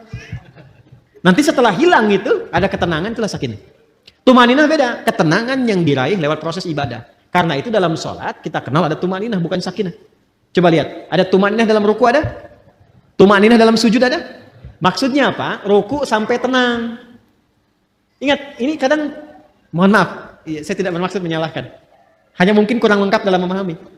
Ya, hatta tatma'inna raki'an, sampai kamu tenang dalam ruku itu, maksudnya begini, ruku, sampai merasakan ketenangan. Darah mengalir dulu, enak, sudah posisi yang enak, baca doa, doanya teresap dalam jiwa, sudah dapat ketenangan itu baru bangkit i'tidal. Makanya Nabi itu kadang-kadang rukunya lama. Tapi proporsional kalau sedang sholat berjamaah. Sangat proporsional. Itu yang dimaksudkan. Latihan-latihan tumakninah itu yang dilakukan dalam ibadah itu nanti akan melahirkan ketenangan kepada kolbu. Sifatnya nanti terbawa, kolbunya itu menjadi tenang. Itu yang dimaksud Quran surah 13 ayat 28. Ala bidzikrillahi tatmainnul. Yakinkan pada dirimu, semakin banyak zikirnya, hati menjadi tenang. Dan semua ibadah itu di Quran disebut zikir. Salat disebut zikir, Quran surah ke-20 ayat 14. Wa aqimis sholata lidzikri. Baca Quran disebut zikir karena Qurannya pun zikir. Quran surah 15 Al-Hijr ayat 9. Inna nahnu nazzalna dzikra wa inna lahu lahafidhun. Menghafal Quran disebut zikir. 4 kali disebutkan. Quran surah 54 ayat 17, 22, 32, 40. Walaqad yassarnal Qur'ana lidzikri fahal min mudzakir. Berdoa disebut zikir. Makanya kalau kita sedang berdoa, hati cenderung lebih tenang. Punya masalah, terus kita berdoa. Bukankah setidaknya ada ketenangan dalam jiwa? Karena itu doa disebut zikir. Quran surah 7 ayat 205. Wadhkur rabbaka fi nafsika. Ya, tadarruan wa khifatan wa dunal jahri minal qaul.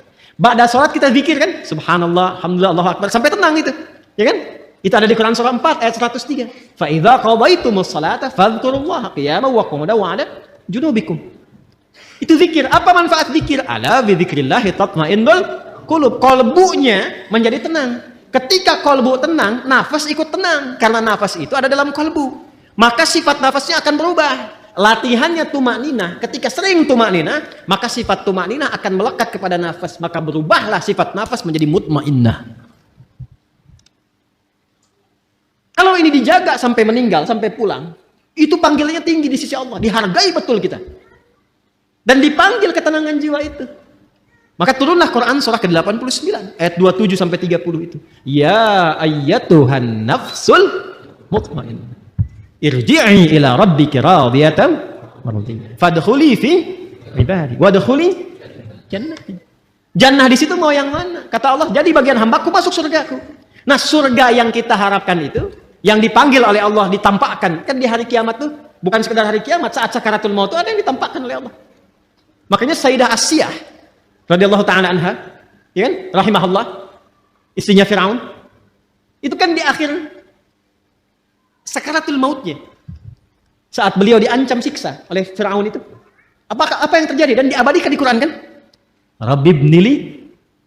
Mana Qurannya? Baitan indaka fil jannah. Wa najjini min Fir'aun wa amalihi.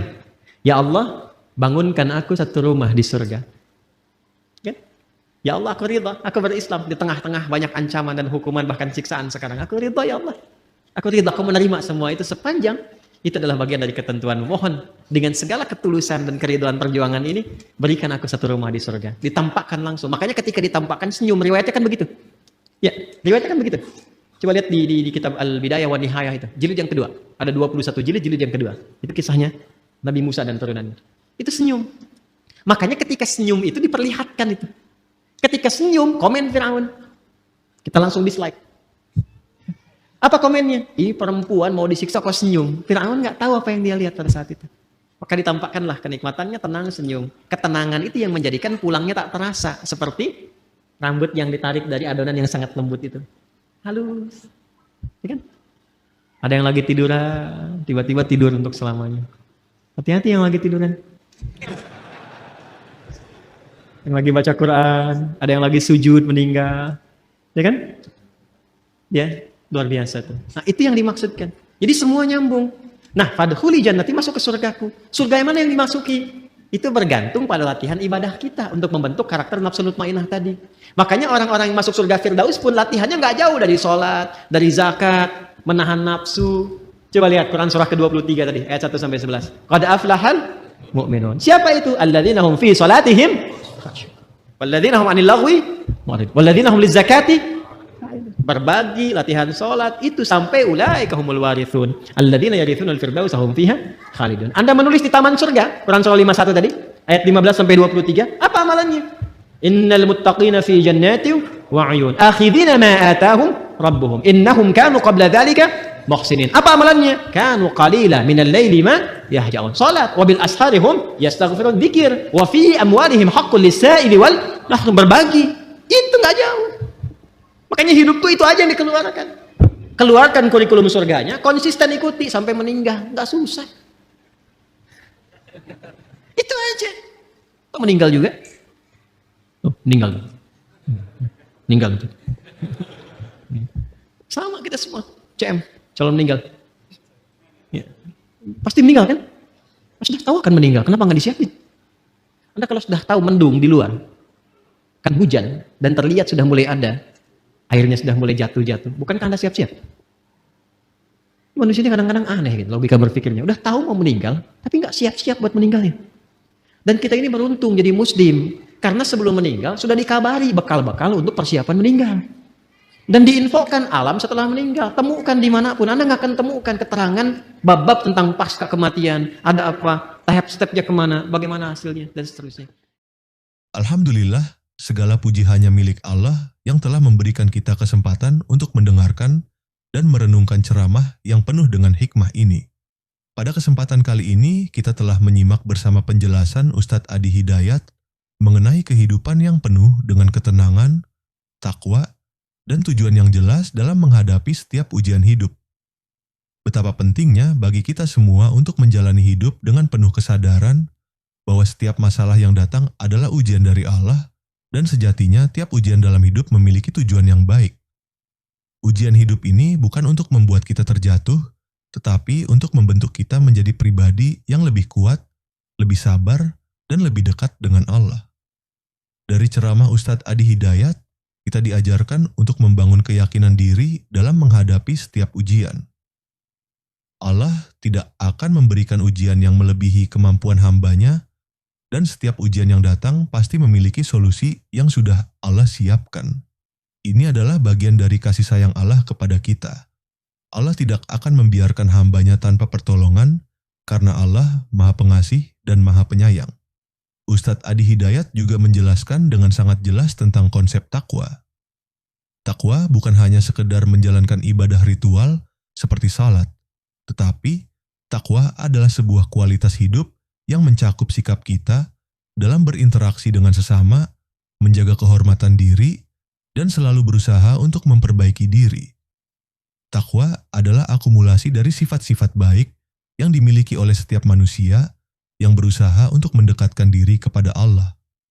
Takwa menjadikan kita lebih sabar dalam menghadapi tantangan, lebih rendah hati dalam kehidupan sosial, dan lebih ikhlas dalam menerima segala ketentuan Allah. Bahkan, dalam menghadapi masalah besar sekalipun, kita tidak perlu takut atau khawatir. Ketenangan yang sejati hanya datang ketika kita benar-benar yakin bahwa kita dapat menyelesaikan masalah tersebut dengan bantuan Allah. Ketika kita mengikuti petunjuk Allah, kita akan menemukan kedamaian dalam setiap langkah kita. Begitu pula ketika kita mendekatkan diri kepadanya melalui salat dan doa, kita akan merasakan ketenangan yang luar biasa yang tidak bisa didapatkan dari hal-hal duniawi lainnya. Salah satu hal yang sangat penting untuk kita renungkan adalah bagaimana Ustadz Adi Hidayat menjelaskan tentang ketenangan jiwa. Kehidupan yang tenang dan damai itu bukan datang begitu saja tanpa usaha.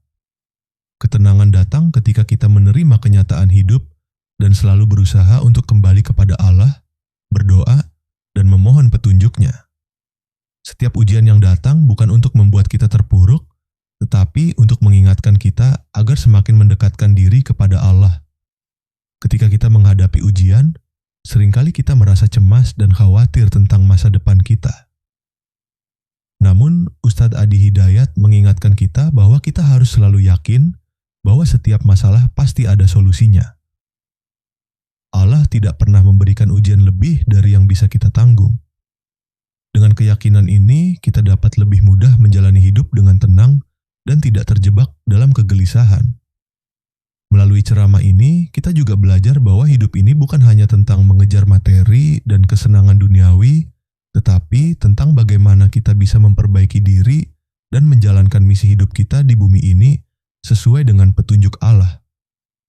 Ustadz Adi Hidayat menjelaskan bahwa kita diutus ke dunia ini untuk memakmurkan bumi dan melaksanakan ibadah dengan penuh keikhlasan. Setiap tugas yang kita emban di dunia ini adalah bagian dari ibadah kita kepada Allah.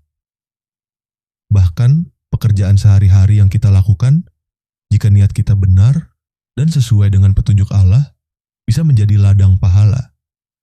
Penting untuk diingat bahwa konsep hidup yang tenang ini datang dari pemahaman yang mendalam tentang takwa. Takwa yang sejati adalah takwa yang mendalam dalam jiwa kita, yang tercermin dalam setiap tindakan dan keputusan yang kita buat.